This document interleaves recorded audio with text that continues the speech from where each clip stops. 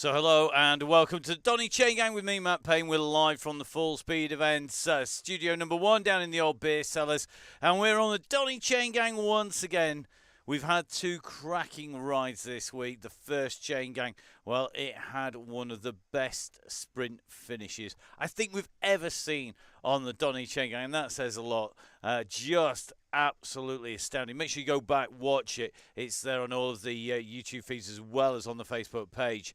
We then yesterday had an absolutely stunning Wow DCG, the Women Only Wednesdays, and another great finish, this time a solo victory by Izzy Torrey going over the top, and great ride by her to take the win. Now, today is, of course, Open Thursday. That means that we have all of our riders going to be coming and joining us. And joining us once again in the studios, it is the one and only Emma Martin.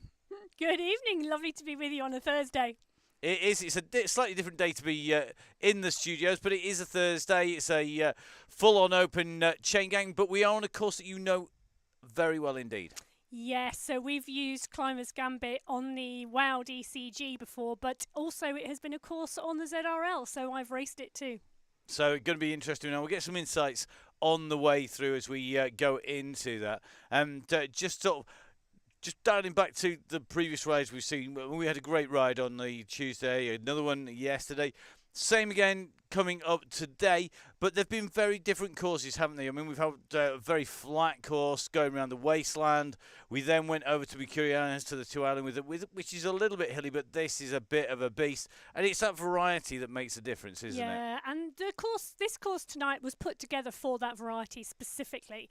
It was released in August 2021 for the Zwift Academy that year, deliberately because of the variety it gave. You know, it gives a sprint, it gives a VO2 effort, and it gives a threshold effort as well, and that's how it was deliberately conceived.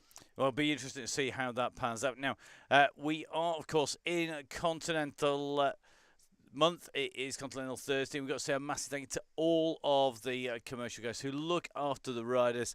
They are there, and those Chaingang supporters who donate for a month, who put the hands in the pockets, they bankroll the whole thing, and without it, it just wouldn't happen. And they've really been instrumental, haven't they, in keeping the Chaingang going, Emma? Yeah, they have indeed, and those giveaways have been fast and furious, really, haven't they, in terms of who's been picking those up and where they've been going. But it's been fabulous to see those giveaways go throughout the DCG gang community. It has. Well, let's turn our attention to tonight's ride, and let's head over and let's take a look. We are going to dive in on to the map now. Our yellow beacon is Russ Downing, the Fonzie himself. You can see the course out on the left-hand side. Just talk us through this course, Emma. Yeah, so tonight's course has got a lead-in of just 200 metres, and then it's one lap of Climbers Gambit, and that lap is 27.8 kilometres in length. So a total distance tonight of 28 kilometres. But don't let that put you off or anything. It may look short, but it is epic, and that epic climb at the end is 6.3 kilometres in length with an average gradient of 5.9%. But there are some downhills and some flat sections in there, so much steeper segments we will see. And Russ going to be leading out, really experienced rider, of course, multi-time national champion, and of course the instigator of the Donny Chaingang online. So I think he's going to have his work cut out, because it is quite a brutal start. We come out, we climb pretty much straight away in towards the S's, and then a climb up that very first archway. Let's go take a look at the man, though, who's going to be mopping up anybody at the back. He's driving the bus for the very first time. Welcome on board, your new bus driver. It is Chris Canham. And normally people get pictures of them on the bike. I have to say, Chris, they were sadly lacking. And when I saw this picture, I couldn't resist, because I thought this represented what most people will look like at the end of the epic climb. Or it is what most people will look like after half an hour on the party bus. Yeah, one or both, or all three, to be fair. So we'll see how Chris gets on with that. It is one of the hardest tasks on the gang, but it's also one of the most rewarding. And I've got to say a massive thank you to Chris and all of the gang. And Chris, enjoy on the way through. It is going to be enjoyable. Now, we're going to go take a look at the hills that Chris is going to be trying to sweep his way up. Hope that bus has got a low gear, because if we move from our Zwift Hacks map across to the Velo Viewer profile, so It's quite confusing like this, isn't it, Emma? This is the 3D version It is. of the map. And you can see with all those wiggles, basically we wiggle our way round the islands and then we go on to this dirty great climb at the end. But it doesn't give us much information. So let's drop into the 2D version. Of course, you can get these on Velo Viewer as well. Drop on today, get a subscription in, and you can get even more detail. And this gives us a better indication, doesn't it? So running through there, Emma, we've got some key moments. We've got 5 to 5.5k in. We've got the climb up the standard KOM. Yeah, we have indeed. Then we go on to Titan's Grove, which is ascending from 7 kilometres right the way through to just under 13k. The measured climb actually is only from about 11.5 to 13k though, isn't it? So it's quite a short section of what is a longer climb. It is indeed. And then drop down and the big climb itself. And you can see there that final climb up to the Epic, those sawtooth profile, that is the sections you were talking about where it drops down. Yeah, they're right. It's a real stepped climb. It is not a consistent, steady climb. So it is about modulating and knowing the climb in terms of when you put that attack in, because it is not just a sit down and time trial climb. It's not, and those sections you can use that momentum quite a lot to get back on, and we'll probably be talking about that as we go in. But of course, the initial section here, we've got to remember, at some point, we're going to have that go, go, go. The group needs to try and stay together as long as possible, because otherwise it's going to fracture people a long way behind early. And that's going to be really tricky to start with on this course, because you're going to come out the start pens and you come into that S's section, which is rolling. It is not a flat start, and it's going to be really tricky to keep that group together, and everyone is really going to have to hang around that yellow beacon tonight to ensure that that group stays together through those early kilometres. Well, let's see where they're going to be, going. I think, personally, this is one of the toughest courses to control. We're just heading into our 30 seconds to go market. And Emma, this is where things get really interesting, isn't it? Because this is where we see the riders really starting to wind it up and to give it some beans and to really push onwards. Well, you do racing, but here, obviously, we want everyone to leave at around 2 watts per kilo to keep the group together. So we don't really want a race effort off of the start line. You know, race efforts on Zwift are full out maximum. And tonight, that's not what we want. So our riders are away. Let's jump in with the riders. Let's hit the ride proper and dive in with those riders, leaving the start line and heading out. And then we'll just drop in with Ryan Williams. So we're in with Ryan as he makes his way out and away. And I'm hoping that we've got a good shot, hopefully with the camera somewhere up in the air, of those riders coming out from the pens. I love the fact that it says enjoy your ride as they head out to Climbers Gambit. That's not necessarily going to be the case, is it? Oh, I don't know. I quite like this course, but then I'm a bit weird. Yeah. Just better be careful, actually. Something gets thrown from one side of the studio to the other. So our riders just starting to make their way out onto the course. We're going to keep an eye on them. Chris Canham, and this is the man who's charged with those red beacon duties. And nice to see, getting fully into the role with the red jersey and the red cap as well. Yeah, and look at that colour coordination. There's red socks there as well. And I think that's a good job done there in that kit. It is. It's looking good now. Just looks like we've got Ryan Williams just a little bit further back, just making his way up here. We've got to remind people, if you do get distanced substantially, you either need to have some serious pace and power, or you need to jump out and jump back in, and that late start is good for that, isn't it, Emma? It is. So you've got 30 minutes to deal with your late start. Now, whether that's you coming home late from work or just not getting on the bike quick enough for that start, you've got that 30-minute window and you can jump on. Also, really useful if you have a technical issue early on, or you just have problems off the start because you're late logging in. You know, that ability to drop out and then come back in, choose Zwift and rejoin the event will put you straight into the middle of that bunch, as long as you are pedalling when you click that join group button. Indeed. Now I read Beacon is going to go and look to drag the guys back in again and move the way up. I'm loving the fact that they're asking people if they want to get their anvil. One man who's not going to need much help at the back but doing a good job here is a certain Mr. Mazzoni, who was so near on Tuesday. We're going to have to talk about it at some point. because it was one of those cracking sprints. So if you don't want to hear about what happened on Tuesday because you've not watched it yet, switch off the audio now for about 5 minutes. Tuesday night, what an absolute flyer.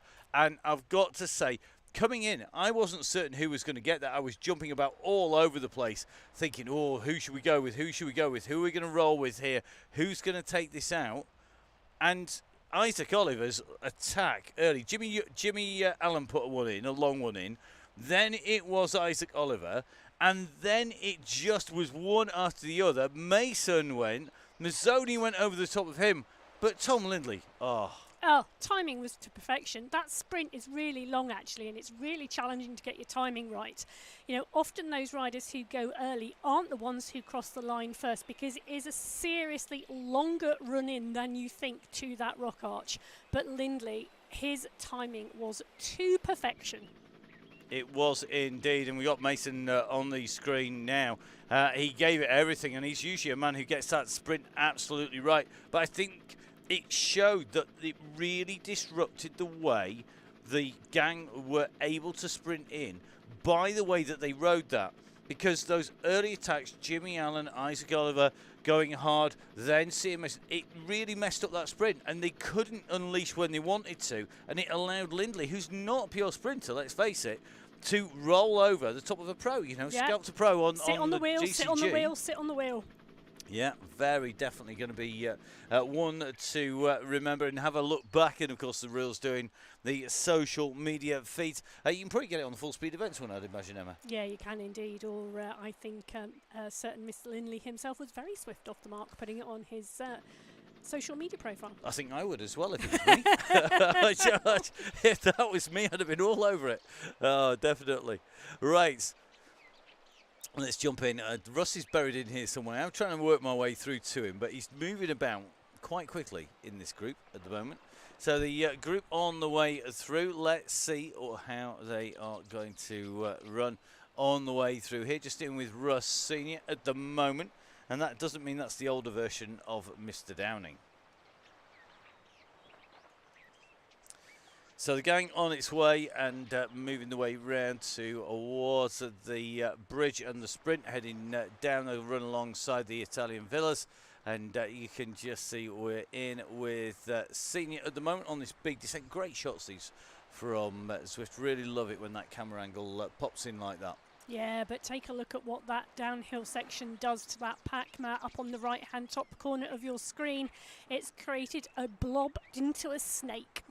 It has indeed, and you can see it on that 3D map, and on the run through here, it was all the way across, and it is now one long thin line coming through, but lots of confetti coming down as people get new fastest times, just rolling through as well. Yeah, it is indeed, and rolling through still all together, which is really good. So a little bit of a stretch there, but no breakaways or gaps in that group, just one long line. And one rider who we know should be figuring strongly today could well be right in the running. And that is a certain Joe Blackburn. Joe, of course, regular winner, if not constant winner on the WOW DCG, in on the group all the way into that sprint and was contesting that final sprint on Tuesday. Are we going to see her go better today on this climb? Well, I think this could suit her really well, and she didn't ride the WOW DCG last night, so I think she could go well today. Well, we will see as these riders come in and through. Joe currently ticking along 113 beats per minute, but some great views as the riders come up along. They're going to go alongside that waterfall at the moment, so these riders 3.5k in to the ride at the minute, and that looks like making the way up here. So I'm loving Darren Lindsay's comment there. Are you? It's a recovery ride. Yeah. It's a flat ride on a Thursday. Yeah, it's going to be really slow and steady and easy. See Mr. Booker and Ryan Williams yo-yoing about at the back. Chris Canham. Chris, don't wait for him, mate. No, don't. Those two are both capable of sorting themselves out. Yeah, Booker and Williams are absolutely both top first class and will go back on at about 2,000 watts per kilo. They need no help at all. Well, I'd let them tow him back on. Yes. Yeah, jump Put on Greg their wheel, on Chris.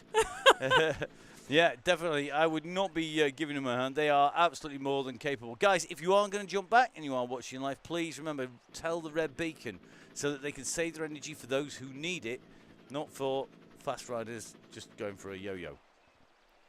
That's a new phrase going off the back and then jumping back on going the for a front. yo-yo? It's going for a yo-yo. I quite like that idea. Yeah, it's going for a yo-yo. So basically, they're deliberately dropping down and coming back up to the bunch, dropping down, coming back up to the bunch. Or in my case, dropping down and knocking it and falling all over the floor because I can't yo-yo for diddly. Right, taking a left-hand turn. I'm going to take a right-hand turn. We're just coming up adjacent to the bridge that we were on. We're going to get our drone cam up in the air. We'll see if my flying is as good as the guys on the World Championship. Great article, actually, about the drone pilot.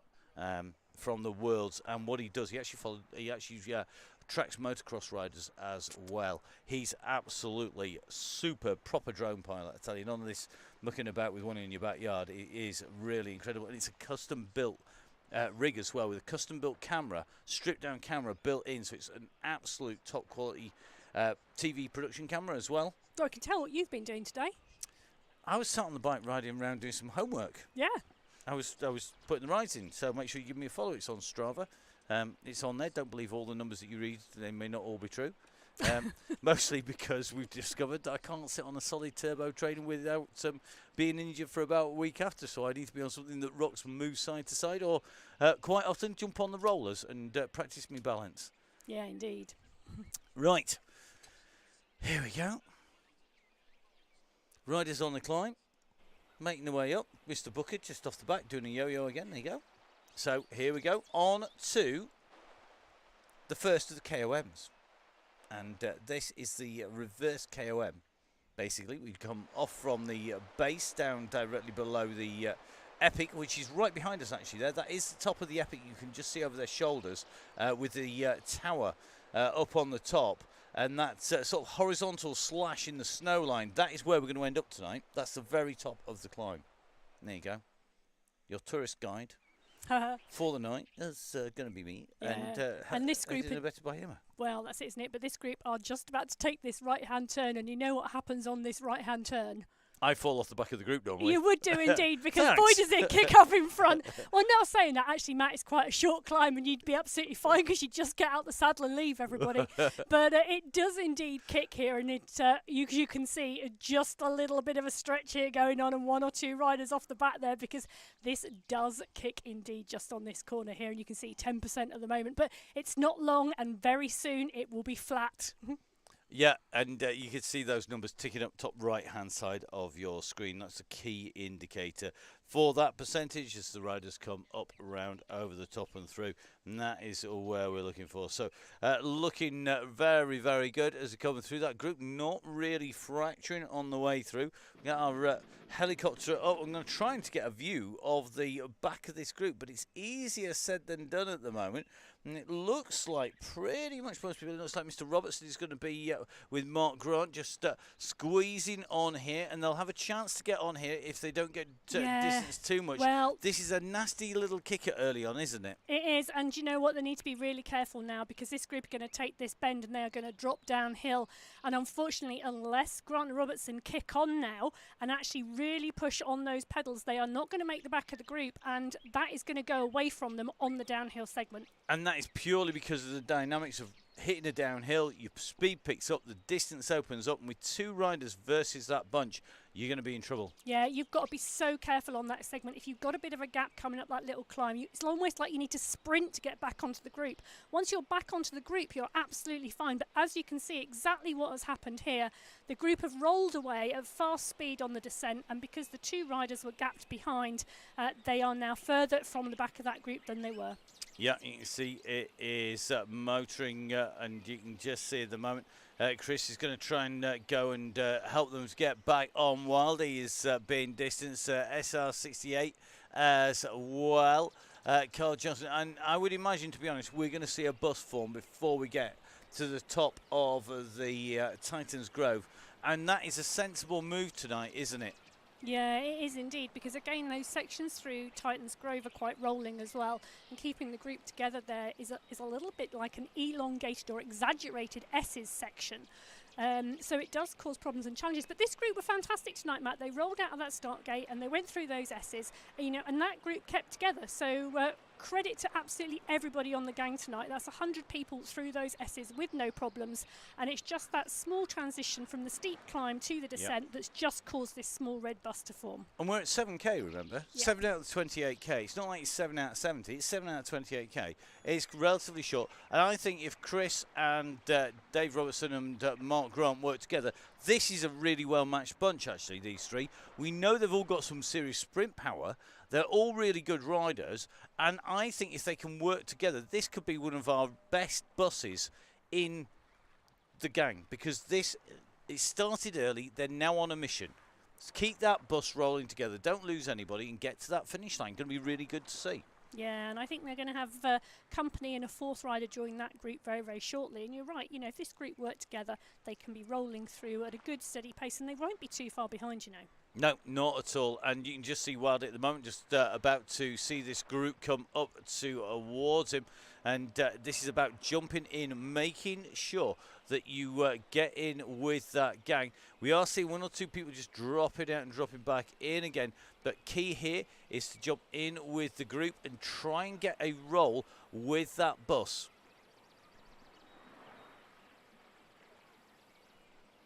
I'm loving the comment from Mr. Woodward. Easy complimenting Chris. He's got to work with him all for the rest of the week. I know. Every time I read a comment, I want to burst out laughing, and I'm trying desperately not to. No, you can do this. It's a Chaingang. We're all friends. It's fine. Okay. That's fine then. It's fine. It's not the BBC, Thank goodness. Be in trouble already. So we're going to let the gang at the back sort themselves out a little bit and just see where they are at the moment. We're going to take a little bit of a run up towards the main bunch. Let's have a drop in with the one and only Russ Downey. The Fonzie Downey been out on Scotland routes. He's got some more coming up. You can find the details of that on the Facebook page. And Russ with some more rides on the Scottish routes. Not all that long before he's going to be on there. And any plans for the Wild DCG to head there, Emma? Oh, I might have a look. I've not done the March routes yet, so we might head into March. I've got to do a bit of recceing myself because the ZRL there is on Tuesday night heading to Scotland for the first time, and as in my DS role, I need to know where I'm taking them. Yeah, you're going to be over to DS and see how that rolls. So let's see how they go now.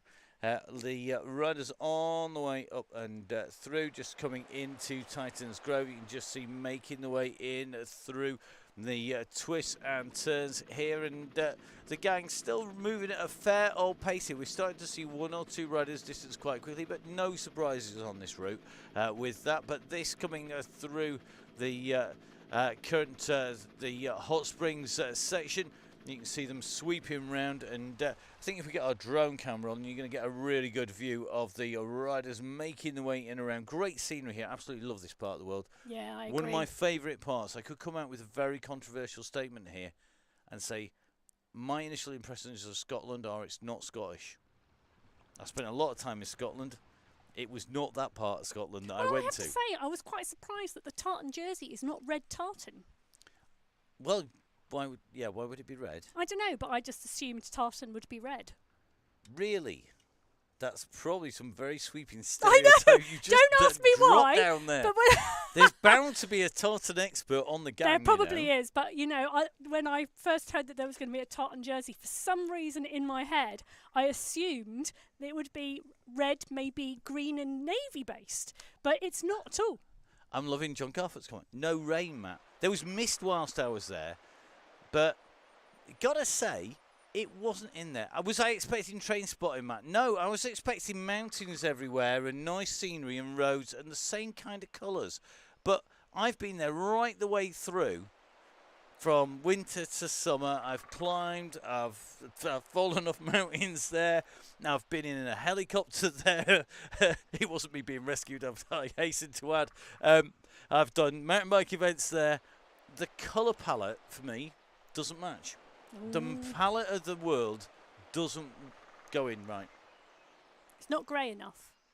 No, Scotland's really colourful, but I know it's it is. more That's very orange. true. It's more orangey, and it's a bit all grey and light greeny, and a bit. Do you know what it reminded me of? Top of Von Top Ah. on the where you go up past them. So yeah, it wasn't my best, not the best first impression. But then again, maybe I'm old school because I love Watopia, and that's World One. Getting old. Well, maybe you just like an original. Yeah, I do. Speaking of old originals, Jimmy Mack's on the ride tonight. Do you know that? Do you like that link? That was a quick link in, wasn't it? Jimmy Mack on here, getting older, but it's just as quick, just as fast. Also lost a bucket load of weight, and is seriously quick on the gang. Well, watch out. Jimmy Mack and I have shared a van before now. It was a very entertaining conversation we had in the van. Can't remember much of it, but then again, it was very entertaining. you've shared a van with a lot of people, though. That is true. It's not really like the greatest praise in the world. In for fact, me, there's is it? probably a number of people on this gang tonight you've shared a van with, not just one. Oh, now you're asking. That's a good question. The ones that I'm going to admit to or not. That's probably. Maybe we should move on rather swiftly and focus on bike choice this evening. That sounds like a good idea. Come on then. Send us on a mission. Well, I think it will completely depend on what it is you are targeting tonight, because if you are targeting that climb at the end, you want a really lightweight machine. So Isaac Oliver, here we go. He's on lightweight wheels, courtesy of climbing the Alp, and just make him out on that orange bike. I'm trying to get into the middle there. There we are. Just about getting a camera shot of his wheels. So full on lightweight wheels, lightweight bike, not very aero though. Yeah. You So- see, at this time, this first section, though, on this course is absolutely classic for the DCG. No one's going for a sprint, so you don't need a fast machine. No one's going for the section up Titan's Grove. Everybody is really awaiting that release for the final climb. So I would be picking an exceptionally lightweight climbing machine tonight.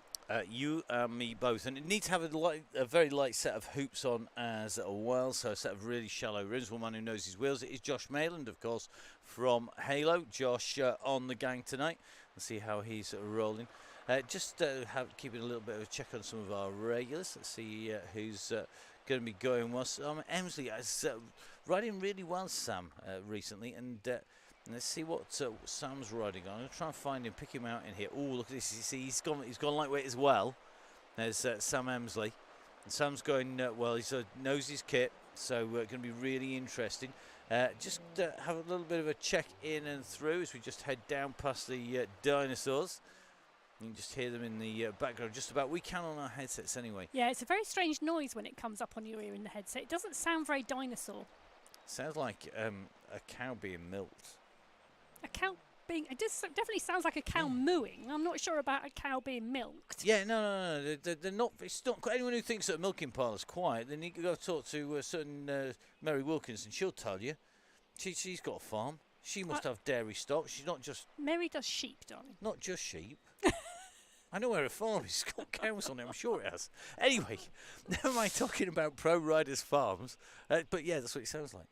It sounds like sort of, like one cow in a milking parlour, which is very rare because it's usually a few.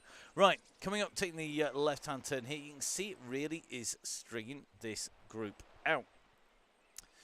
So things are already starting to get a bit grippy. Things already starting, and we're just hitting the actual time section for the climb here, and it shows you just how long it is.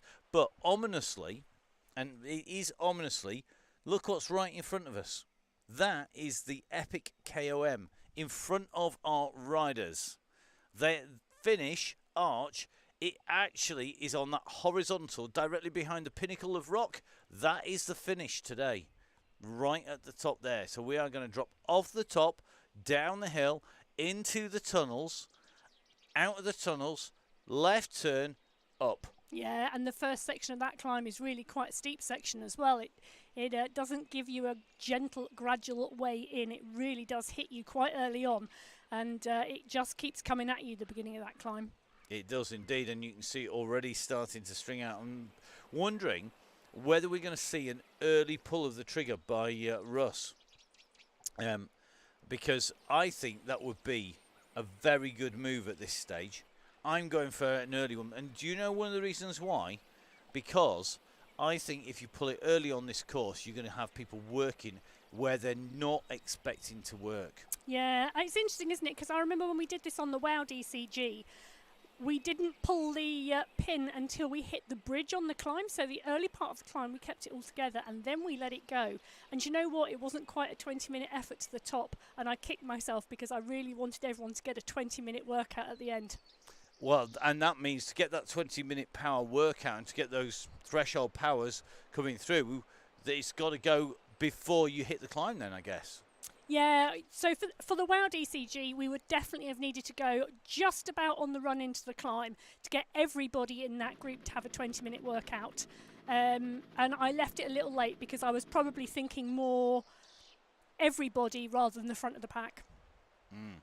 But let's see tonight, because on the Donny Chaingang, that's maybe would need to go on the run out of the tunnels. Yeah, I mean, it depends on what our yellow jersey this evening wants to do and wants to get out of the pulling of the pin. And that was just my target for that women's event that day. And of course, it's all in the hands of our yellow beacons. The yellow beacon chooses what, where, when and how they're going to let this go. They're the guys in the ride. They know how it feels. They've got the experience. That's why we always try and make sure we've got really experienced riders in the yellow and riders who know it inside out. Jimmy, Alan, of course, assisting Russ in those duties. Not had too much to do recently. Russ has been home quite a lot. I don't think Jimmy's sad about that, though, to be fair. Because it's a tough job being a beacon. That is for certain. A massive thank you to everybody who's doing it. We will see. So, yeah, it could well be an FTP test for everybody tonight. Dale Williams in his characteristic light blue jersey. Here's a question for you, Emma. You come in and you're riding along now. You haven't got a lightweight bike. When do you change to a lightweight bike? When would you actually do it? On the steep part of the slope? If you wanted to change to the lightweight bike? Yeah. Because I would, given the length of this climb. You've got to be able to stop the bike before you can actually go into the garage to change it. So not doing it on a downhill. So you can't do it on a downhill at all. You actually want to do it on a section that is slightly uphill, so your speed is low before you stop. Because what you don't want, what you don't want to be doing is stopping whilst the pack are at a fast pace. And if you can do a quick bike change and then you can sprint to get back onto the group, you want to be doing it on the very lowest slopes of that climb. So on the very lowest slopes of the climb. And that is going to be quick. We'll be going that fast on the uphill. Aero will win, not a chance. It is worth so much time on this climb. Yeah, but you're better off, to be honest, you're better off taking those disc wheels off and putting some lightweight wheels on rather than changing frame. Yeah, because that would be make the biggest difference, doesn't it? Yeah. It's actually, wheels make a bigger difference than frame on the way through. So putting lightweight wheels on. And you can stop the bike super quick, can't you? You can. You can drop it in. You're going to ask me how now. You can drop it into the pairing screen, come out of the pairing screen, and then drop straight into the garage. Going into the pairing screen is the thing that stops your bike quicker than waiting for it to come to a roll. So go in, hit, pair, then you can go straight into your garage, then out. Fantastic. There you go. That's all they're getting. Not giving you any more clues than that. Right. Just taking a little bit of a look. Looking for our red beacon. Here he is. Good man. Looks like Curran and Robertson on the bus. Just taking a little bit of a run back. They're just coming up to the top of Titans. You can just see the ski station in the background behind them here. So looks like the bus sort of formed and rolling well. Looks like Gary just on that run down. Little group formed here behind. And you can see already riders getting into groups and forming packs here, Emma, on this run down. So it's absolutely fractured to pieces already. Yeah, it has indeed, isn't it? And that pace at the front and rolling through these through Titans Grove has indeed caused some breaks. But it is nice to see those groups forming early, Matt, and the fact that they are quite large groups. So those, riders are not going to be in 2s and 3s. Riders are going to be in 5s, 6s, 7s going into the bottom of that climb. And having that support, that motivation is key. Yeah, it is. And you know what? It's one of those things, isn't it? You can roll into a climb with that group and people are going to come backwards as well. So now is the time to ride your own ride and just see what happens. So lots of little groups forming behind the main pack. You can just see this group are doing a good job here, actually, because they're not that far off. Steve Cannon in here, Matt Woodward, Fiona Kestevan, Looks like Chris James. Sean Ferrer's not all that far behind. Rossinia's in this little group here. And if we take a little bit of a spin round, if I can find the yellow beacon there, make everybody dizzy on the way through. Looking good as they come through. Oh, it's got some Scottish mist appeared, or is it Watopian mist? There you go. Right, coming around, going to be taking that right-hand turn. And these little roller coasters are actually quite grippy, aren't they? Yeah, they are indeed, and how you ride them is really interesting too. Go on. Well, I was going to say, Do elaborate. Well, in terms of, are you just utilising cadence to get up and down and to stay in the pack, or are you actually trying to work through your gears, and how are you actually looking at riding those rollers? That could be interesting to see how our riders get on. I'm just going to try and get a number of riders in this group. It's always an entertaining moment in the Matt's trying to hit the keys. I reckon it'll be 69 when it does sort itself out. We'll soon find out, but I'm reckoning pretty confident 69 riders in the leading group still. Up there, it'll just take a little bit of sorting itself out, but that is still a substantial amount. That's still, what, 2/3 of the ride? It is indeed. It means there's exactly 30 riders not in the group. There you go, which is out of 99. Going to be tough stuff. Right, and the chase back on was brutal. 500 watts. Yep, there's going to be some serious chasing. And this is one of the things, isn't it? It takes the sting out of a lot of people's legs just having to chase back on this route. Yeah, it does, because the pack is moving really fast. I mean, this pack at the moment are moving around 50 kph. A single rider trying to catch back on is a really difficult job, and you've really got to be able to put out sustained high power to make that catch. Yep, definitely. And I think staying in the group, absolutely key. No weaving about, mate. That's not going to help your cause, Mr. Gilmore. Yeah, 11k to go right now, so only 11k left. Indeed. Saw Matt Gilmore's new team just been popped up, and Matt, congratulations on your new team. It's looking good. Going to be interesting to see how he gets on racing in the on the road this year. Tom Lindley's just jumped on. There you go. Dodge all the inside bits. I hope he's warmed up. I'll tell you something. If he hasn't, he's going to find this is a rude awakening. And he can't count for the win, technically, according to Russ. Although I'm not quite sure how that works, because we don't really have many rules, but we'll see.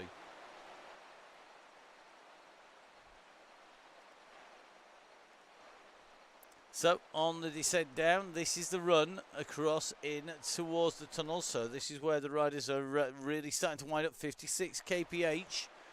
This is going to be very entertaining indeed. Good to see our riggers in here. David Cass in there. Raccoon, which is Andy Watson. John Wild from Velo Viewer in on board. He picks his routes to John to join us, I tell you. He's come in and he's on one of the tough days today. On Climbers Gambit, John looks like this in real life. When John was riding in the urban crosses around the Kellam Island, John looked just like this, but he was in red and black, and he was very quick. He was fast then. He's not changed, has he, really? Still looks the same, and he's still blooming quick. The same. He does, yeah, at the front, going fast. So, looking good. Oh, so let's have a little look at the riders coming down. Going to take a turn, got to do a right turn first, then drop down, then take a left-hand turn, and then come back up out of the tunnels. Now, let's take a check. 30 minutes in. Bam, ba-da-dum, bam, ba-da-dum, ba-da-dum, da-da-dum. This is going to be very entertaining. Yeah, so Lindley is using this as his warm-up to racing, eh? Yeah, that's one way of doing it. Yeah. Yeah, I guess once you get on that, you can push on, you know. And the go has gone. It is go time. This is it. That's the moment. He's gone on the downhill as well. And that means this group is going to be the group contest in the finish. Lindley, well, he's right in the back of this group at the moment, and they have got to move fast. You can't afford to get dropped here, and Lindley, I think, is not going to have his legs warmed up for the go coming in. In fact, he's going backwards at a rate of knots, and I'm not surprised. Daft to chase this, surely, with no warm-up. Yeah, well, I think he's just joined for the banter, because if he's racing in a little bit of a warm-up and some banter is a good way to get involved. It is. I'm loving Chris Canham. Okay, let's turn this minibus into a big bus. It's going to be by the time he gets to the top, mate. Don't you worry. There's a lot of people dropping back. So, Riders just getting scattered and spread out here at the back. The pressure on Josh Mayland at the moment, actually, to get back on here. He's right on the back. Let's see. He's pushing at the moment at 1.3. I think Josh's legs just feeling this now. Proper Scottish weather with John Garfoot just on the back. He's getting his wish. You mentioned the rain, John. That'll teach you. I don't know, getting caught in a shower at the back of this group. And looks like Sadler, Sir Rodney in the danger zone, Bobby Mason in the danger zone here. You know, it is going to be very, very interesting. Can they stay? They've got to keep on pushing. Yeah, and it's telling you how fast that pack is now moving, isn't it? With these riders getting caught out and just dropping off the back. Nice to see them starting to come together, though, and start to form some groups on the road. Yep, certainly looking good. We're on to the climb. We're going to come out. So currently persisting it down on the way up and over. So not only are we going to go ahead onto a big climb, but it's actually raining. It could mean that it snows on the top of the climb. That's always entertaining. I like it when it snows in Zwift. Does it actually snow in Zwift? Yeah, I've done the tunnel climbs through the epics in them before, where it's actually been snowing on the Really? sides. Yeah. Oh, somehow I've never actually managed that. It must have just been the server I popped for that. It's a long time ago. Don't get me wrong. It might have been eliminated by now. Showing my age and how long I've been on here. Well, that wasn't the drop of a Watt bomb. That was the thunder and lightning at the moment. Well, and I think the thunder and lightning are here because it is going to be an absolute cracker of a climb. Oh, let's see. Here, will it be the thunder flash or will it be a damp squib when they go on to the climb? Will this be properly electric? Or will it be more like my van battery after being left out in the cold for the last week? Here we go. Harry Hudson tucked in here. We're going to try and take a little bit of a run up. I'll tell you something. The only good thing about this is you can only just make out the climb in front. We're about to hit the steep section, that very first section. If somebody had a ghost now, they'd be gone. Well, you just can't see it, can you? You just don't know what's coming. Well, the man at the front is currently going to be Mr. Speed, who has opened the gap at the moment. Yeah, but I've seen Joe Blackburn in there as well, covering the front, you know, Matt. She's sat nicely in there and just waiting for the climb and the action. Well, that would be my option at the moment. So the rider's just coming across the bridge. This is the run into the climb. We've gone past the flying boat and the seaplane. I've explained the differences many times, so I'm not doing it again. It's very simple. Flying boat and seaplanes are two very different things. They both float, but that's about the same. The only thing that keeps them together, and they both fly, I suppose. Right, Speed onto the climb. Here we go. You can just see the group coming behind, the spray coming off the wheels here. Great camera shot. Absolutely love this. Jimmy Allen, anyone for an ice cream? Yes, please. Send it over, Jimmy. The ice cream van is at the top. Oh, that's mean. It's motivation to get up there. Well, there's ice cream at the top of any climb. I'll get up that climb. Great camera shot looking, but absolutely loving this as the riders come round the first of these steep turns. At the moment, Speed has got the gap from the Cycling Academy. One of Jimmy Allen's young chargers, this is. Doing it by stealth. Yeah, well, just, slowly riding away. So currently 4 seconds on the group behind and been doing it by just holding a consistent pace. So holding that pace just under or just over 6 watts per kilo. So just holding it nice and steady and still with that 4 second gap. And look at this. So you've got Jake Speed, Ryan Williams, Foggy. We know both those two can climb. You've got Isaac Oliver, who is A, super quick, B, super aggressive. You got John Wild, who just is like the Peter. He's like, it's just like, you know, the Peter. He never gets old. Like, you know, he's just ageless. Just keeps on riding with these guys. Dave Cash, you know, GB level rider. You got Jimmy Mark, ex-national champion, God knows how many times. Chopin's in here, always in at the mix, always going to be battling. You got Tom Mazzoni there, the first loser from Tuesday. You've got Harry Hudson in as well. Dan Coleman, regular winner. You've got Joe Blackburn and Blato in here. Blackburn, of course, the fastest female rider on the Chaingang repeatedly at the moment since the departure of Killer Skinner. We were hoping for a rematch between Killer Skinner, Charlotte the Machine Goldclough, and, of course, Joe Blackburn. Oh, and Sammy Stewart. Oh, we need to line that up for the last one in March. There you go. That's your mission. Last WOW DCG, Blackburn, Skinner, Stewart, Goldclough. Wow. Yeah, say no more. I shall think of a route already. One that levels up the playing field between all those different abilities. A bit like Chaingang, really. There you go. Right, onto the climb, onto the bridge. Great shot of the architecture. You can see behind the sculpture of the bike rider. That is the KOM, the standard KOM, which was the first big climb of the day today. So we've gone over the KOM there. We've then gone over Titans, and we are now heading in towards the top of the climb. However, the gaps are opening here. Russ currently just behind this group. Greg Booker's still chasing here. Tom Mazzoni currently sits in third place. Speed, however, is speedy by name and speedy by nature. Look at that gap.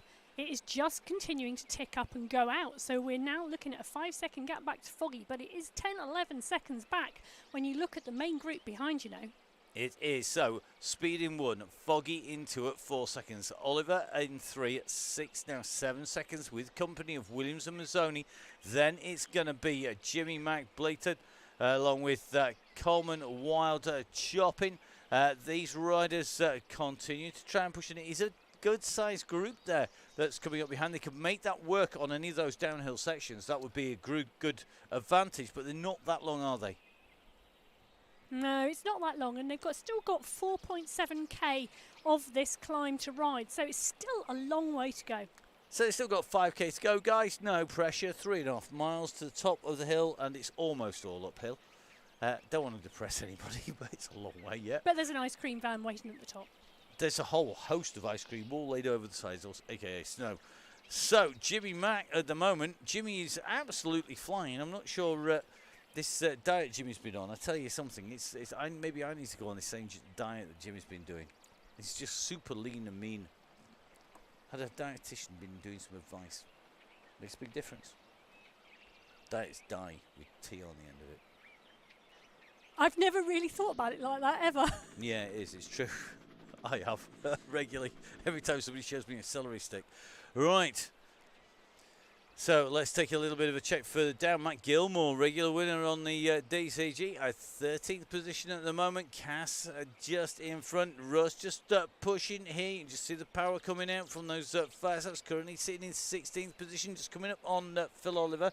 Then it's Joe Blackburn, then Dave Cass, Matt Gilmore, Chuppin, Hudson, Coleman, Wild, Blato. Then it's going to be Jimmy Mac. This is that descent. Let's track Jimmy down here. There's a big group behind him. And if you carry that momentum on and through, they can't get that tracking shot. We'll have to go side on. That's brutal, isn't it? Look at the climb there as you look sideways. 9% under those wheels. Yep, and he's on an aero frame, but relatively aero wheels, not all that lightweight, and he might pay for that actually. He's coming up to the top there. They're relatively light, but they're not as light as a set of lightweights. No, but it depends on what the riders are on around. You know, because whilst the bike and the wheels do make a difference, and they make a substantial difference on some of the climbs. You know, when you change to a gravel bike from a road bike, some of the climbs it can be 8, 9, 10 seconds, which can be many places. You know, some of the climbs in Makuri can be even more than that. Look at those lightweight wheels. Perfect setup tonight there. Yep.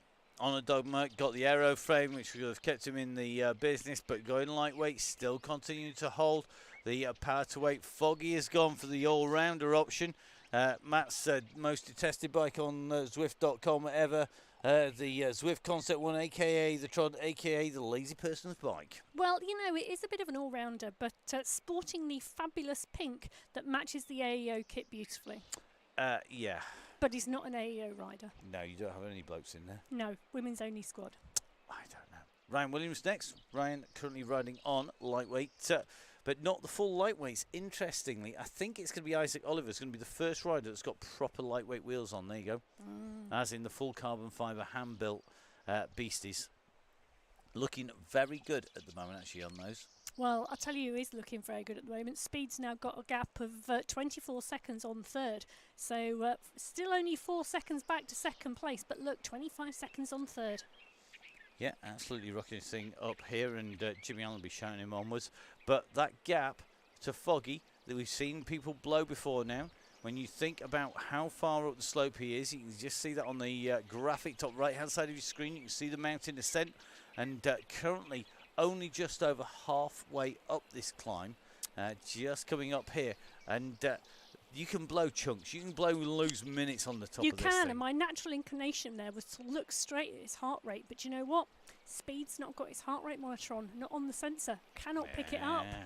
You know what I'm like? I like to take a nosy at people's heart rates. And you can't do it with Foggy either. Try and work out where they blow. But All right. look at them, 1, 2, 3, no heart rate data Yeah, set. well, we can't tell we how do hard use they're it working. to track people, and yeah, it'd be very interesting. So, Isaac Oliver, look at that heart rate. You bet you're jealous of that. Look at that, 202. Well, I get to 183 and I've blown. You've blown a long way before 183. 183 I is can a get detritus as it all 183 for 2 explodes. seconds as I'm on the way down. Just on that lag. as it just keeps pushing. 202, look at that. 204 I just saw off him, actually. It was the very first one. Tommy Zoni's an old fella, so his is probably only just ticking, let's face it. Then we got Harry Hudson, another of our youngsters, 186 in there. John Wild, what's John's? 166, there you go. John is a slightly more mature rider. I tell you what, he's aged like a fine wine. Look at that, lightweight wheels as well. Then it's Jimmy Matt. What's Jimmy doing? 180. Do you know what? For an old fella, Jimmy's doing well. Jimmy must be, that's got to be close to Jimmy's limit. 178, 180 beats per minute. Jimmy's not young.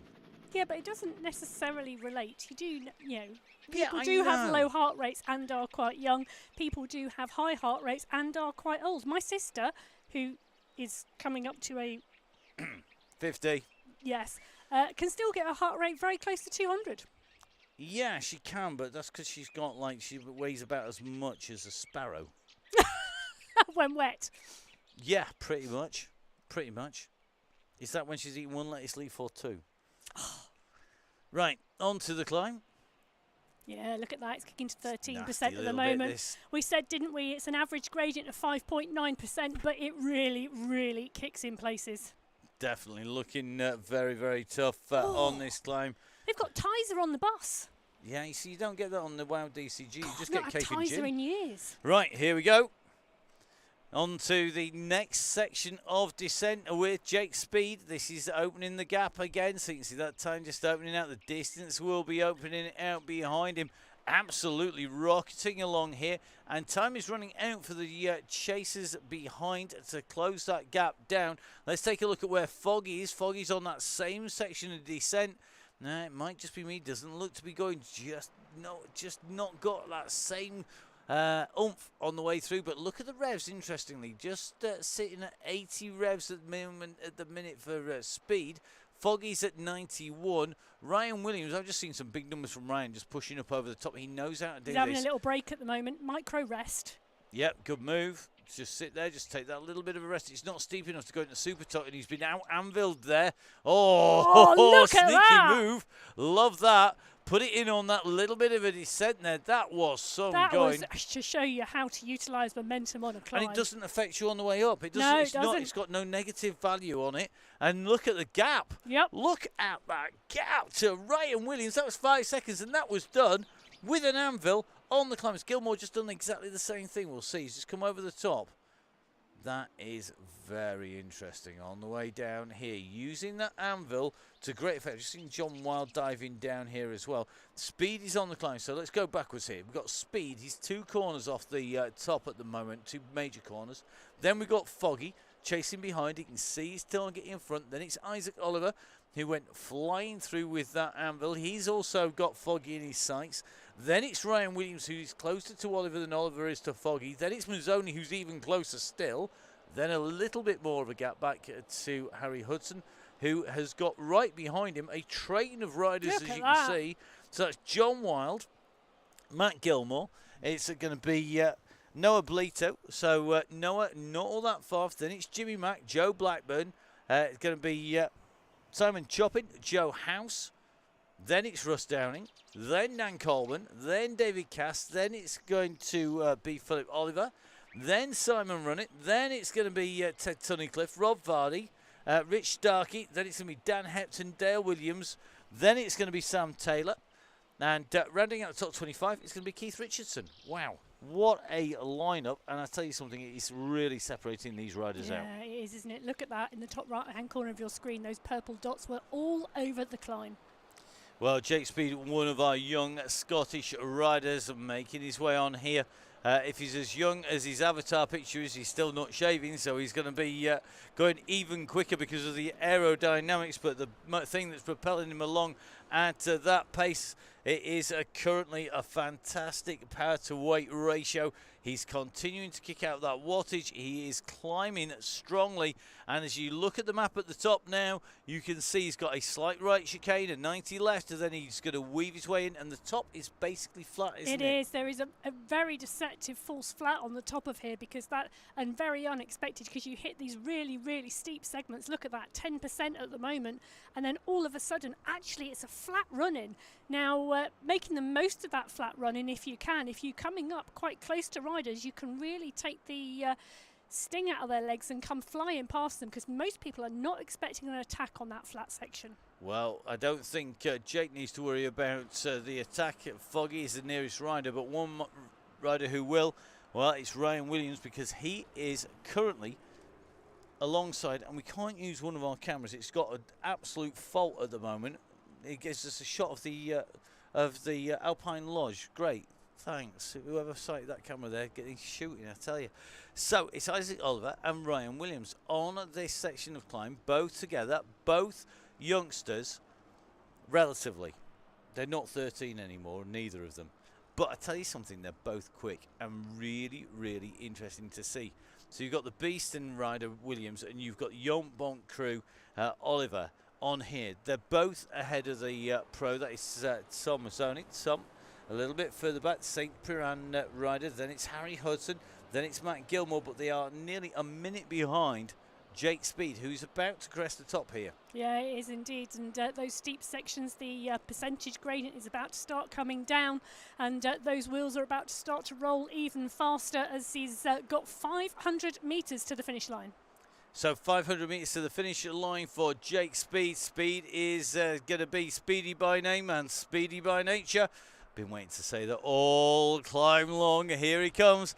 It is the run for the line. It is completely flat along here. You'll see the archway coming. It's actually a little bit of a drop in to it as you go over the top here. And it is going to be Jake Speed who's going to come through to take the win here today. He rolls in and through. Jake Speed of the Cycling Academy comes through at the top of the climb. Number one in and through. Great riding as he goes in and through. Now, apologies, but because we have the ride finishing at the top of the climb, we are going to have to drop back every time we follow a rider through the finish line right the way back to the start of the ride. And that's because we don't have an overrun tonight. People often ask us, why do you have the overrun on the end of the climb? Well, and that is so that we can actually cover you as you go through. Just back in time. Foggy in second place goes through. Unfortunately, we didn't get back fast enough from Foggy either, so get out of the way. So Foggy in second place as he came in and through the line there. We're going to work our way back up. We're going to try and catch the sprint, and I'm going to hope it's going to be a sprint between these two. And this is going to be between Williams here, who's kicking. So it's Williams who's going to come into the line. I think he's going to make it first. It's going to be Ryan Williams. He's going to take third place. Then it's going to be Isaac Oliver. So it's Williams in third. It's Isaac Oliver going to come to the line in fourth place. It's going to be a fifth place for Tom Mazzoni. Yeah. So Mazzoni through there. He's going to be our next rider coming in to the line. Well, you say that, Matt, but Hudson is on his wheel, and Hudson started to kick at 7.78 watts per kilo. Mazzoni is going to have to kick hard at 12 to actually go with it. Who's going to take this? Hudson's gone at 11. I think Hudson's going to take this, but can Mazzoni come round to take this sprint? Oh, and he's got him! Hey! So next up going to be Gilmore. So it's Mazzoni from Hudson. Yeah, it is indeed. So Gilmore is pushing on, but the chase is now started behind because we've got two riders coming in behind Gilmore. So Gilmore is going to come through. We are going to see a sprint for the next position. So we're going to see a sprint for 8th and 9th. So here we go. John Wild goes over the top. Then it's going to be Bleeter who's trying to get back to him. It's going to be close, but I think Wild is going to have this. It is indeed. Then it's Bleeter coming through. We're going to have to take a drop back down the hillside again. Apologies to whoever's coming up the hill next. We're going to get back to you as fast as we can. So at the moment, just in with Sean Ferron. And I think we've probably just missed Joe Blackburn coming in and through the line. We're going to take a little look. I think we have. So, Joe, apologies. Joe Blackburn coming through as the fastest female rider. This is the issues when we don't have that overrun. Then it's going to be Joe House. Yeah, and chasing House is Downing. So Downing, our yellow beacon, is going to come over the line in 14th today before we see our Chef Wreck rider coming in. Look at the cadence there, 145 RPM going through there at the moment. Yeah, Dave Cass has got seriously speed going. Has he locked in first gear, do you think? It looks like it. He's little chain ring and he's absolutely spinning high cadence. My God, my legs can't go that fast. No, I tell you, proper hamster wheel stuff there as Tunnicliffe is chasing behind him. Then it's going to be Dan Coleman. So Coleman, slightly different rev per minute there. Yeah, look at that. Completely the opposite there. We're just starting to wind up and hit 80, but at that steep section we had a 54 RPM. So now sitting comfortably at 90 as Coleman comes in and through. About to come towards that banner. 3 seconds behind is Oliver. So Oliver chasing hard, and Oliver going to be the next rider in after Coleman. Then we're going to jump back, and Simon Runnett is the rider coming in to round out the top 20 tonight. So Simon Runnett in 20th place, and it's going to be Starkey who's going to come through. Richard Starkey is going to be 21st place. Then it'll be Rob Varty who comes through in 22nd, I think it will be when it resets itself on the way through. Williams is going to come in next, and oh, now that is a smart jersey there, riding through the snow and towards that banner. Richardson is behind, Taylor further back. So Richardson's going to come through in 23rd place. It's going to be a 24th place for Taylor. Mason hauling his carcass over the top of the summit. Hey, if Liggett can say it about Iris Poli, who was a Tour de France stage winner, Mason is in good company. It's not an insult. Well, we've got Jimmy Allen coming up behind, about 7 seconds behind. He's not going to out-sprint Mason, is he? Come on. No, not indeed. So Jimmy Allen coming in behind. I love the fact he's inherited the beacon, because That's the 'cause beacon Russ has went got out. off. Yeah, because he went under the banner. The moment he went under it, he'll have gone onto Jimmy. And it's Kerry coming through for 27th. Hepton 3 seconds back. So riders coming in thick and fast now as Hepton comes over the line. Sharp and Montgomery are the next riders behind, with Booth in there as well. So riders really coming through quickly, one after the other at the moment. Yeah, so Montgomery is in and through. We're going to try and get down back with our riders. Apologies if we are not in with you as you cross the line. This is just due to the nature of the course and the ending of the ride. Bang on the finishing line. We're going to try and get in with our riders a little bit further, just in with Ruth Taylor actually up on the climb, but we're going to try and get onto that summit plateau. I think we can just about catch Dave Fulton before he goes through the line. Dave, another of our regular riders, makes his way through the summit. Then it's going to be Hind, who has company with Sam Emsley there, and Paul Mallon is not all that far behind now. Apologies if we don't cover you going in and through the line in the glories of your sprint. As you time it to perfection, rolling right on the white line, but we can't afford to go through, otherwise we end up missing riders who are just behind. Yeah, look at these two kicking for this line. So it's Hind kicking at 8 watts per kilo. Emsley's got the lead at the moment, but Hind is continuing. Oh, look how close that was at the end there. Yep. I'm glad you watched it.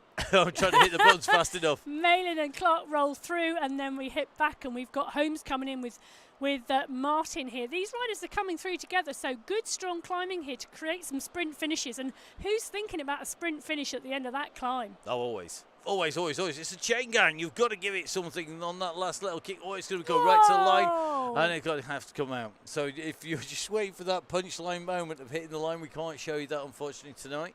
Yeah, so Forrester's the next rider looking to come in. Bags is 1 second behind. So Bags probably, I don't think, is going to make the catch, but he's giving it a darn good try at 6 watts per kilo. Forrester's noted and is winding it up, but has he wound it up early enough? Bags is really kicking at 6.9 now. Absolutely adamant he wants to take that from Forrester. Is he going to do it? No! Forrester goes through first.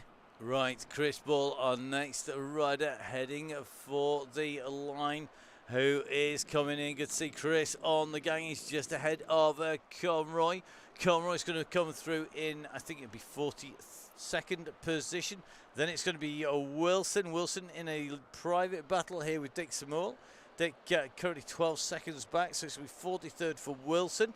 Then it's going to be Dick Samall. He's got company, but they are about 12 seconds behind. I think that could be a little bit closer to the next 3 positions.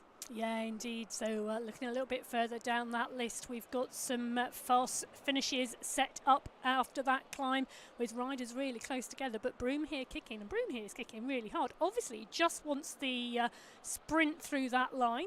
Sees a line, got to sprint. Sounds familiar. Next up, Pearson, just ahead of Bannister.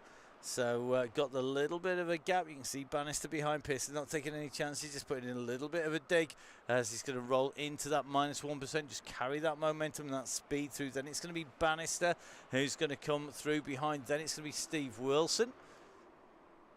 Yeah, it will be when I get to him. Well, yeah, there you go. Apologies, Steve. Yep, so it is indeed Wilson there putting in a strong power effort to stay clear with the second rider 4 seconds behind. So it will indeed be Garfoot rounding out the top 50. Yep, Royal Navy, Royal Marine Cycling Association rider, regular red beacon. Then it's going to be Gale heading into the line. He's just ahead of Mick Clark. So it's going to be Gale, then Clark in that order at the moment. Clark's going to hit that line. Then it is going to be Craig coming in. Just going to be Craig on the way to the line. Then Sir Rodney on his way in. Yeah. Just ahead there, I think that's going to be Darren Toplish or Ian Bale. Ian Bale, look at that. Yeah, but look at Rodney having to put that power down because Bale's sitting at 6.5 watts per kilo. And he's got the aero. He has indeed. So Rodney is pushing on and he's in the danger because Bale is coming fast to the line, but he's not going to make it. He's not now. Andy Keyworth is just coming through in a good ride by Andy here today. Going to be 55th position as he comes into the line. He's going to come in ahead of the Stellaton rider. That's going to be Neil Morn. So Neil with a little bit of a gap to Fiona Kestevan. Fiona on her way in to the line at the moment. And just taking a look, Foggy's the fastest time shown on the screens up that climb. Overall, Joe Blackburn, the fastest female rider. Fiona's going to have the second fastest time up here today. But that feather in just going up over the top, going to come through just ahead of Bailey from Chefrec. Yeah, indeed. So Bailey is going to be our next rider through. A little bit further back behind. McDermott is still tapping away strongly, coming towards that line. The chase is on, I think, behind because we've got some closer riders coming in behind. So Rich Langmead, then it's going to be Russ Senior, and I think they're going to go through in that order. Then it's going to be Ruth Taylor. Ruth will be our next female finisher. Top 3 today for Ruth on the way back, and comeback queen. Yeah, really nice to see Ruth back riding and riding strongly. Yep, nice lightweight rig as well. Yeah, good choice. So Bobby Mason on his way into the line. Bobby, of course, one of our regular riders on Chaingang. Going slightly more aero today. We'll have paid a little bit of a price for that on the climb, but it does allow you to stay in that group longer if you know that your crunch moment is likely to come on the run in or in the early stages of the go. It does pay sometimes to have that aero. Yeah, it does. And you know, earlier on we were talking about what bike do you want, and we were saying it depends on what you want to get out of it. You know, if your aim is to stay in the bunch, pick a fast bike, because you want the fast bike to keep you in the bunch on the flatter sections and the early sections. If you want to climb the hill fast, you pick a lightweight bike because you want to put in the effort at the end, and you don't have to. You haven't got to worry about staying in the bunch. That's not where you are likely to be dropped. So different bikes for different purposes. Indeed. So Steve Cannon just chasing Chris Sadler on the way in to the line. Behind him is going to be Oz on his way, not all that far behind. He's got a gap to Jackson, who's at 8 seconds. Then it is much closer, and this is going to be between Turner and a certain Mr. Lindley, who's shadowing him at the moment. Yeah, it is indeed. Lindley is shadowing him, but Lindley's had a steady ride and a warm-up for the race that's coming next for him. Is he going to make this a sprint effort to the line, though, just to round off his warm-up? Well, Turner has got the green outfit and the pop-eyed forearms of a proper sprinter there. And I think this could be a little bit more difficult than maybe Lindley thinks, because Turner, I think, has measured his effort as Lindley just comes behind him. You can see the difference in the power there, but good climbing by both riders.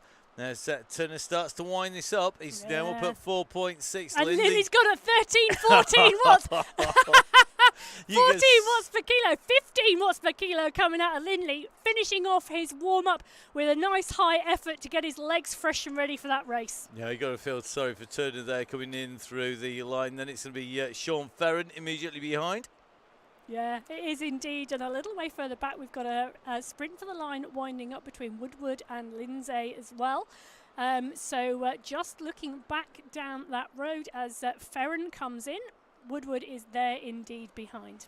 Yeah, so Woodward on his way up to the top of the climb, just that run down to the line. Should be able to stay clear of Lindsay, who is currently going to be 7 seconds down at the moment. So Woodward not all that far away from the line.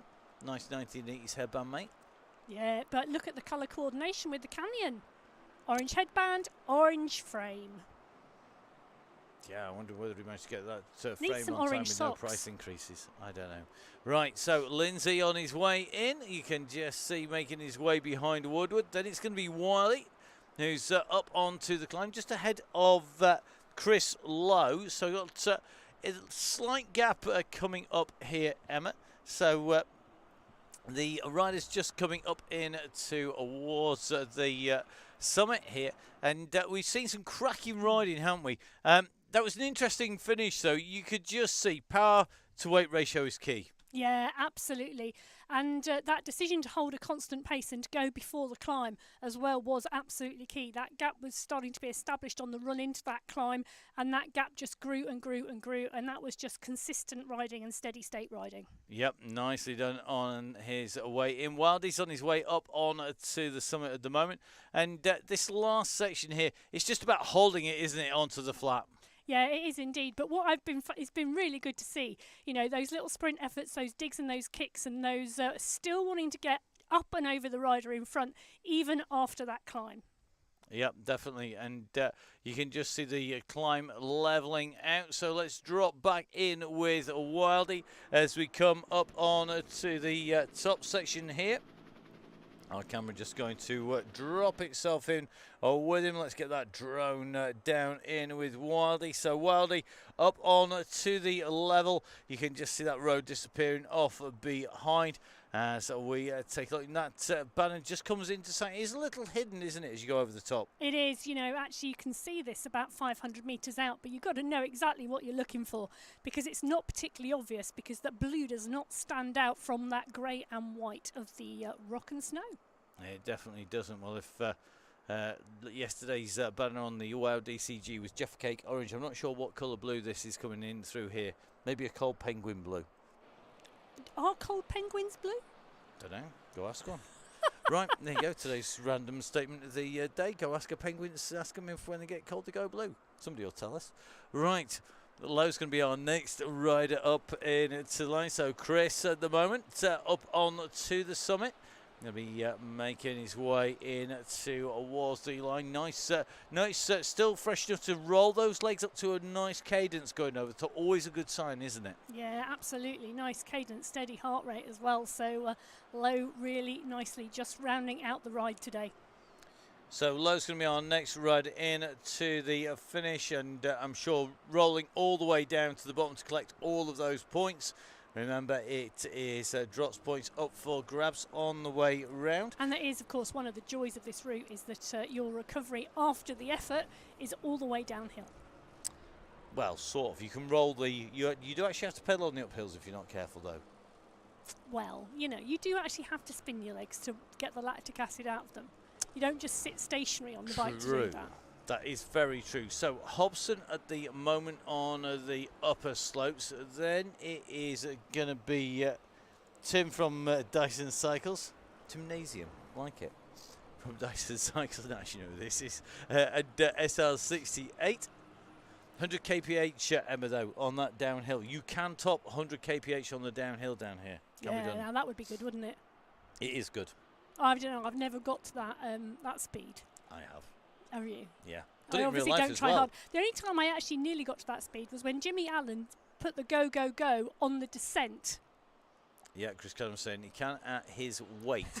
It does make a difference. I must admit, when I did it, I was probably about 75 kilos rather than the full-on 80, 85 kilos. I was pretty light at that time, but I had a good sprint at that point. But, not being funny, the amount of power you can put out max versus the amount of power I put out max are two very different numbers. Yeah, one's a 4-digit and one's a 3-digit. Exactly. There is a slight difference. Yeah, definitely. But I think it's about whether you need to. It's not the smartest move when you're racing, that's for sure. But it is good fun on the way down there. And it's probably a lot safer than doing it down Rhino's Pass. That's very true. Well, it's got 70 mile an hour going off the end of Hard Knot. That was scary as. That was the scariest thing I think I've done on a bike when I was younger. Well, rather you than me. Yeah, 20 mil tyres and, single pivot brakes at the time. That shows you how long ago it was. There was no stopping, that's for sure. That was pretty grim. Pretty grim. Right, so Hobson up near the top. Then it is Gymnasium SR68, Ben Cokin, Mr. Grant, Chris Canham. Letting him have a little bit of a head start here because he's going to be coming at the top. Chris has a proper sprint on him. Does he? So he's going to utilise that flat section at the front to rush onto the back of the two riders in front. Look at Chris. Chris is not a racing snake. No, he's a strong sprinter by the look of it. He's a proper power sprinter. I'd love the comment from Mark Grant, like watching the Teutonic plate moving away from you. Very timely as well, but yeah, maybe I shouldn't say that. Bit soon. So the riders on their way up the slope. Hobson, hopefully, if I can click the right buttons on this screen, going to be, he's over the top. Here we go, he's on that run in. And if Hobson looks up, we'll see that blue banner. If he squints really hard in the distance there. So the blue banner of the finish of this climb coming up in 300 metres for Hobson now. Yeah, you can just see that run in as he makes his way in towards the line. Good climbing here by Jake. So well done, Jake. Yeah, Gets to the top. Putting a little bit more power on those pedals to make that line come faster. Fabulous effort to see. Up, up, up, up, up. There we go. Big sprint in for the finish. Hobson's going to go through then. It is going to be Gymnasium, who is going to be our next rider. That was timing for you. Just managed to get him in time. Yeah, absolutely. So Gymnasium on his way in. He's going to come kick it into the line. He's going to be our next rider in and through. Then it's going to be SR68. Whew, just about made it back in time. Yeah, and still on that climbing section, but just coming up to where that gradient starts to level off. You know, that transition from 70 RPM to 90 RPM coming very, very quickly. I'll tell you something, it's an evil climb. It really, really hurts. I bet he felt that.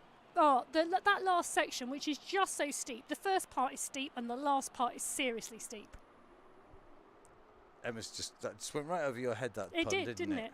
You've not worked out quite why he felt that quite so much. No. What about you? Very funny. Honestly. I was testing your observancy skill. You can tell. I just wasn't even thinking you were that smart.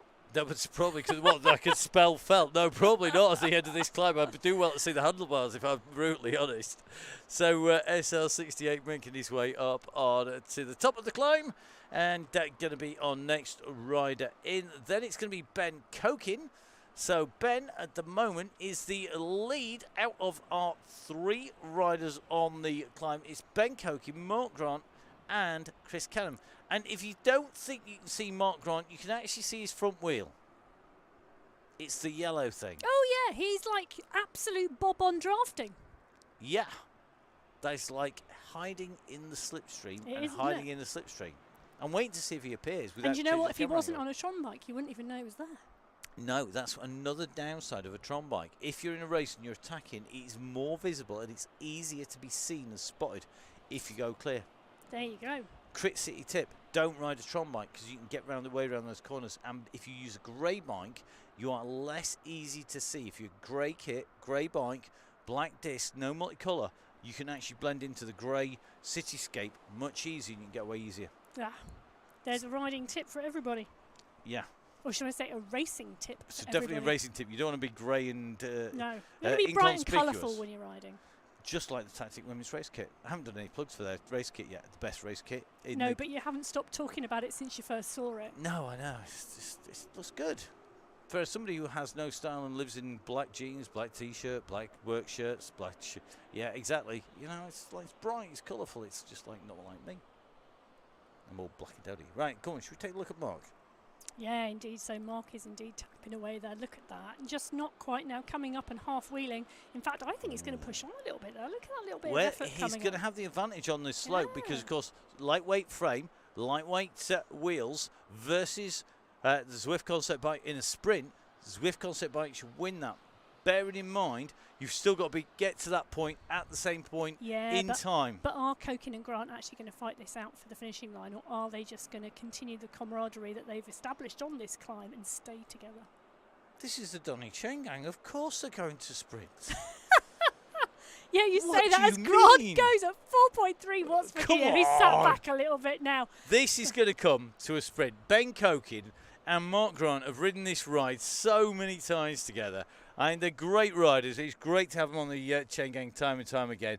And this could be almost Van Aert and Van der Poel-esque because you've got two riders who know each other inside out. They've ridden on here regularly. You can just see nobody's kicking yet. That gantry is in sight. It's not that far away. Look, you can see it's here. Who is going to go? Are they going to go have a they've false? got 300 metres. No, here you go. No. 10 watts per kilo from Grant. No response from Coking. I think that is indicative of whose legs have got anything left. Well, Mark Grant is going to get this sprint to the line. Then it's going to be Ben Cokin who's going to come through. He's going to hit it, and then it will be our red beacon. It's going to be Chris Canham, and Chris comes in and through. Great riding by Chris as he comes down on to the descent. Massive thank you to Chris for being our red beacon here today. Emma, that was a cracking ride. Some big efforts. And do you know what? I thought it wasn't too tough. It was definitely better doing that than doing anything like, for example, Von Top, which is boring as sin. Oh, it's definitely not too tough. I think that course is great because there's a little bit of something for everybody, and it's an absolutely fantastic course and a fantastic run and makes a great chain gang. You know, it has all the elements of what you would like. Staying as a group together, the camaraderie of the climb, finding a red bus, climbing in groups, moving through and sprinting each other for the line at the top. I quite agree. Quite agree. Great to see. And, of course, we're going to be back next week. In the meantime, you're commentating on Sunday on the Sunday Race Club, so eSports Cycling. You can follow Emma for all of those details and, of course, full speed events. Emma, where can we find you on social media? You can find me at Biking Emma on Instagram or Emma Martin on Facebook. So make sure you catch up with Emma. Emma, a pleasure as always, and we'll catch up with you soon, I'm sure, on the Chaingang. Yeah, will do indeed. So that means it just means for me, leaves me to say, don't forget, guys, this is only possible. The whole ride, getting you on board, getting Russ to sort out the routes, making sure that everything goes where it should do, looking after our riders who have to take. It only happens because we have the support of those amazing riders who donate on the DCG gang, on the Donny Chaingang Supporters Club. They are looked after by all of the companies you can see just over there. Without them, we can't make this happen. So a massive thank you to OTE, to Gritty, Halo, Velaskin, Nonners, 1080, and of course, our title team this time around. That is Continental. Don't forget, keep your eyes out if you're a member. There is a giveaway coming. It's top secret. I can't tell you what it is. Emma doesn't know for a reason because she'd give the game away because she's even rubbish at telling you when the go happens. Never mind saying it in the show. Never mind anything else. So we are not able to tell you. I'm not allowed to do it. I've kept slightly bigger secrets than that, but not much. So please remember, guys, keep yourself safe out there. Join if you can. And remember, we'll be back on Tuesday with the next Donny Chaingang. We'll see you again soon. Bye-bye.